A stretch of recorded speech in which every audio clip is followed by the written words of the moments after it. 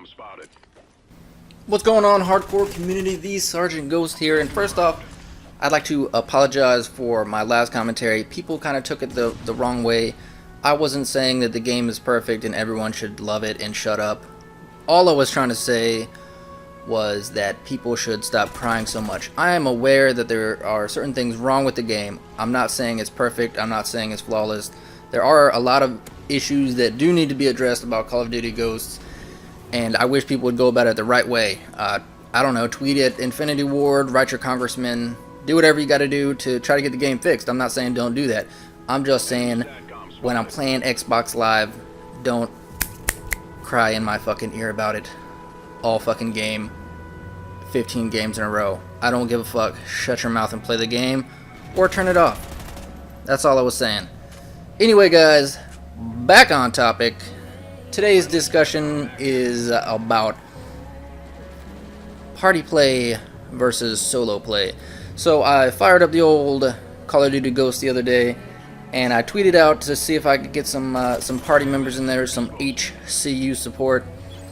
And AR Gunsmoke kind of let me know, hey man, you gotta fly solo. So I kind of took it upon myself as a challenge. So I was like, well, let's see what we can do. Now, a lot of people are under the impression that playing Call of Duty Ghost solo is impossible to do well. And in fact, it's completely the opposite. It's very, very easy to do well solo. What's impossible to do is to win the freaking game. You can do really, really well. You can collect 30 plus tags and you will still lose the game. Because for some reason, Infinity Ward will always match you up in the middle of a game, and even let's say you lose that game, then you stay in the lobby, you get a fresh game. For some reason, you will have 5 derpity derps on your fucking team, and the enemy team will be a party of 6. I don't know why this is, but you can do well. Like what did I do the other day? I went something like 22-2 or something. Not super impressive, but I lost. I mean, it's ridiculous. You can do well, you just can't win the game. But that's why we kind of get into that gray area, and you kind of got to play PTFO versus kill whoring. And when it comes down to it, the whole reason I fell in love with Call of Duty starting in COD 4 is because I love shooting noobs in or around their face.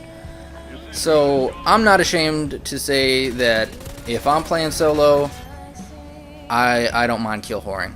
Now, if I'm playing with an HCU party or even a party of just random friends or some guys I meet up with, I will go out of my way to get those tags and risk life and limb to win the game. But if I'm playing solo, I am not going to venture out there too far and risk my streak just to pick up 1 or 2 tags. It's not going to happen. My KD is unfortunately, well, no, you know what? My KD is important to me. I'm not even going to say unfortunately. I'm a fucking tryhard, okay? I'm always going to be that way. I care about my KD. Okay? A lot of you guys are like, oh, blah, blah, blah, blah, blah, whatever, blah, blah, blah, blah. I don't give a shit. I like doing well. I like my KD to reflect that and show off my stats. I don't see why people get persecuted for being proud of their kill death ratio. So I mean, if you can call me a tryhard, I don't give a shit. I do try hard. I like to do well. So lick my balls. Anyway, let's get into the class I'm using in this gameplay. I am using that wonderful honey badger. I'm running that the foregrip. I'm not certain if it actually does anything. It doesn't feel like it does, but it does add a really cool visual effect. I like that. And I'm also running that armor piercing rounds. It does add a little bit of damage, and of course it will destroy anybody that even thinks about picking up a bulletproof vest. Lethal, of course, IED, and tactical. I think it's called a thermobaric grenade or some dumb shit. It's basically an incendiary grenade. And like I said in my other video, the beauty of it is that in hardcore, it's basically another lethal grenade. And the IED, people are complaining about it, saying it's newbie and it's overpowered.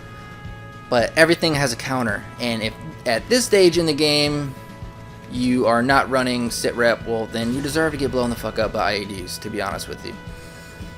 And speaking of sit rep, that is one of my most important perks to run, next to dead silence, which of course is trying to negate people sound whoring, because let's be honest, sound whoring is real.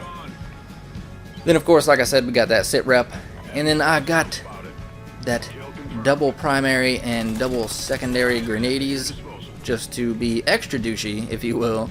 And of course I'm running that hard line, running the assault strike package. I did have on SATCOM, but that SATCOM is so weak.